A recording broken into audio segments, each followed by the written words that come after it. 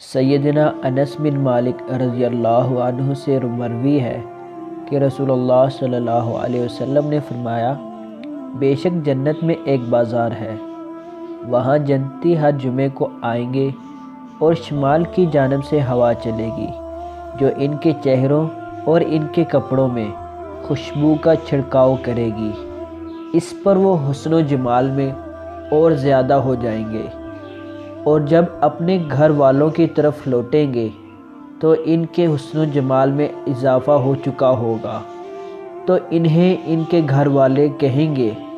اللہ کی قسم ہمارے بعد تمہارا حسن و جمال بہت بڑھ گیا ہے۔ غرض وہ جس طرف بھی نگاہ اٹھائیں گے انہیں ہر طرح کی نعمت اور بادشاہت کا سامان ہی نظر آئے گا۔ اللہ تعالیٰ سورۃ دہر میں ارشاد فرماتے ہیں، وَإِذَا رَأَيْتَ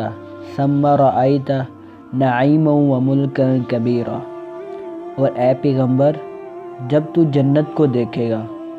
تو وہاں ہر طرح کی نعمت اور بڑی بادشاہت کا سامان ہوگا۔